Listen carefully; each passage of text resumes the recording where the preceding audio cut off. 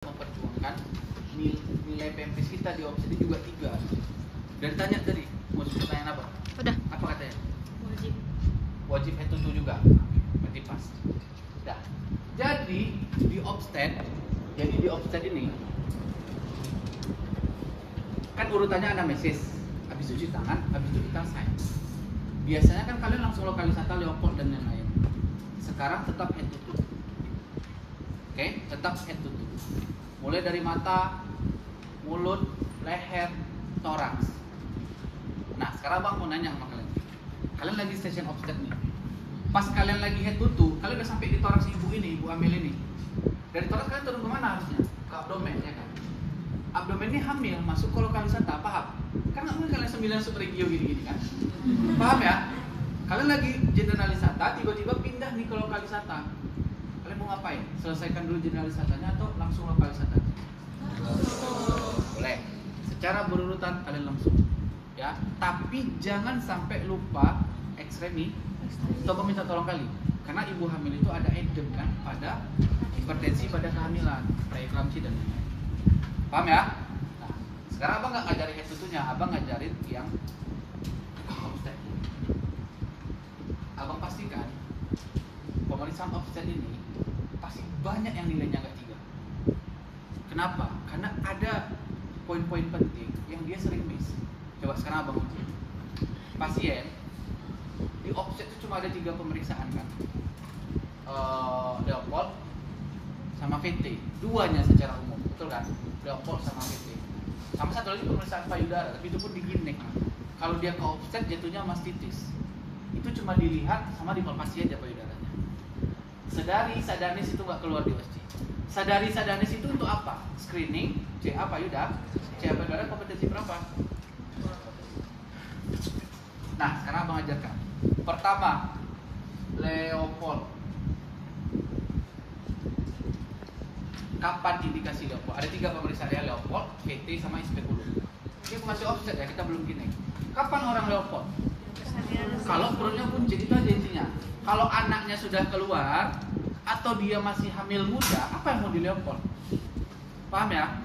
Jadi syarat Leopold ini adalah ketika usia kehamilannya di atas 20 minggu itu berapa bulan? 5. Ya, 4 sampai 5 bulan. Itu yang bisa di Leopold. Nah, jadi jangan dia datang hamil muda, perdarahan, kalian Leopold, ketawa dosennya. Atau dia sudah perdarahan postpartum di Leopold lagi. Paham? Nah, sekarang kita tengok caranya. Leopold itu ada Leopold 1, Leopold 2, Leopold 3, dan Leopold 4. Pertama gue mulai dari Leopold 1. Leopold 1 itu abang akan menilai apa yang ada di bagian fundus uteri, betul nggak? Fundus itu di mana sih? Di atas atau di bawah? Di atas. Maka posisi abang, ini yang menilai fundus.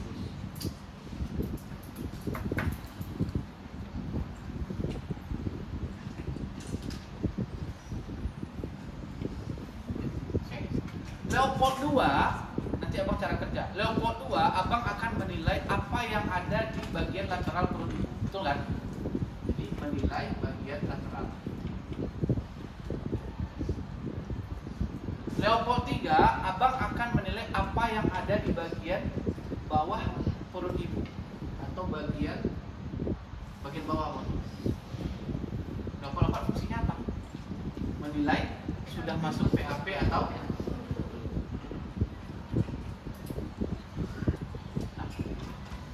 berarti Leopold 3 dengan Leopold 4 bedanya apa? Mana yang gini, mana yang gini aja? Ini yang mana? Ya, nanti ada caranya deh, perhatikan. Ini pasien abang. Ini pasien abang ini ya.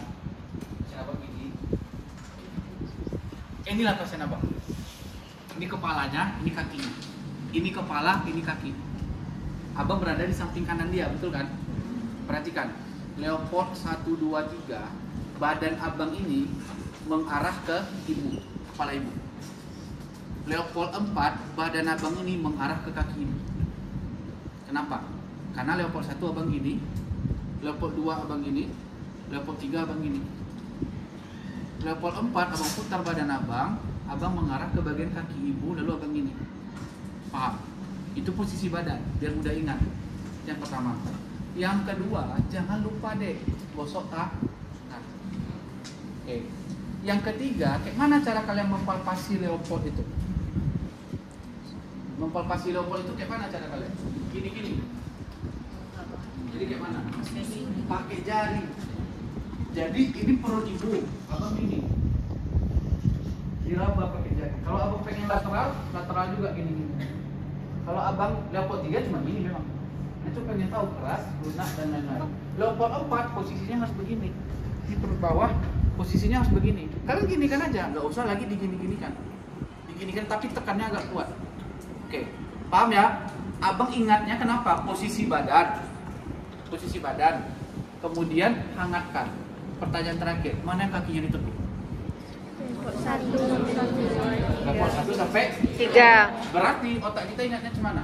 Ketika badan kita menghadap ke kepala pasien, kaki pasien kita tekuk. Ketika kepala kita menghadap ke kaki pasien lurus. Bisa nggak diingat itu kira-kira? Ini udah lupa. Nah, sekarang urutannya sering salah. Cara udah abang kasih tahu, jangan sampai salah. Boleh pakai handscoon, nggak usah. Karena kita mau gosok lagi. Karena handscoon itu bisa bias. Kalau Leopold nggak usah pakai handscoon. Nah, sekarang setelah Leopold 1, mulut tuh bercakap. Saya akan melakukan pemeriksaan Leopold 1 dengan badan menghadap ke arah kepala pasien, kaki pasien saya tegukkan, tangan saya hangatkan, baru saya palpasi. Bisa nggak kalian kayak gitu di SG? Harus bisa. Nggak boleh belepotan ngomongnya. Kalau salah-salah nanti bahaya. Kita ngerjain A, kita ngomongin B, itu lebih parah lagi. Oke? Nah, sekarang abang masuk ke urutan. Leopold 1 menilai fundus. Setelah itu kalian periksa apa? Bagus. Ini yang sering salah. Setelah Leopold 1, jangan lanjut dulu ke Leopold 2. Kalian harus mengukur dulu yang namanya tinggi fundus berdiri. Ini perut ibunya hamil. Ambil aja meteran itu dari bawah ke atas. Paham? Yang salah adalah apa? Habis Leopold 1 langsung Leopold 2. Kasih 2 nilai pempis. Oke. Setelah TFU, apa lagi?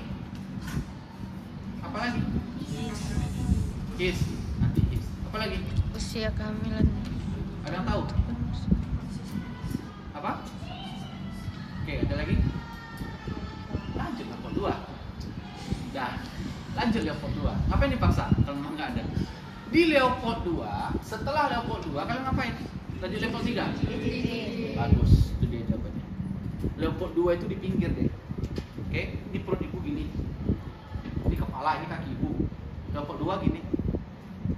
Kalau bayinya normal, kepalanya di bawah, jantungnya kan di punggung. Berarti kan antara di sini atau di sini, betul nggak? Maka di Leopold 2 itu kalian jangan langsung lanjut ke Leopold 3. Periksa dulu DJJ.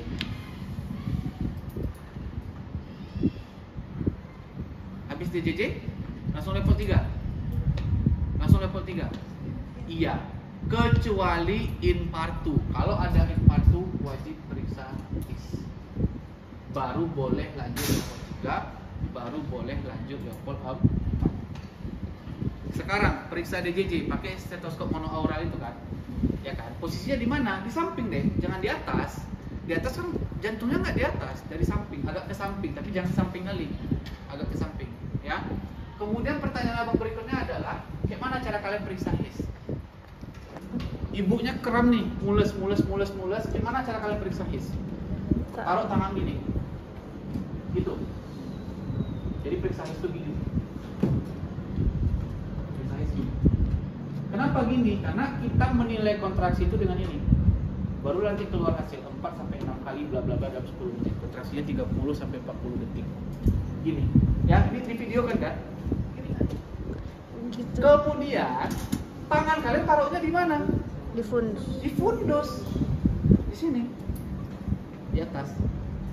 Jadi kalau abang baik saya akan melakukan Leopold 1, menghadap ke kepala pasien, kaki pasien ditepuk, tangan saya hangatkan. Izin ya Bu, saya periksa Bu, untuk menilai apakah bagian apa yang ada di fundus jari. Baik, saya akan melakukan soal leopard 2 dengan posisi sama, tangan saya dihangatkan. Saya akan menilai apakah bagian apa yang ada di bagian lateral perut. Tadi abang udah TFU ya, karena abang nggak sebut aja TFU-nya. TFU-nya wajib tadi setelah leopard 1. Baik, saya akan melakukan pemeriksaan leopard 3 dengan posisi yang sama, kaki ditekuk, hangatkan tangan, melihat bagian apa yang ada di bawah perut ibu, bagian terbawah perut ibu. Baik, saya akan melakukan pemeriksaan leopard 4 dengan badan menghadap ke kaki ibu diluruskan, tangan saya hangatkan, menilai apakah sudah masuk PAP atau belum. Bisa nggak kita OSCE kayak gitu? Harus bisa. Kalau kalian OSCE-nya kayak gitu, pasti nilai sempurna, superior itu. Karena dosen itu deh, apa ya? Bisa orang bilang, impression pertama itu penting. Kalau kalian analisisnya lama, banyak diamnya, udah malas dia ngujikan. Oke, lanjut. Sekarang abang masuk ke pemeriksaan VT, vaginal puncak. Kapan VT?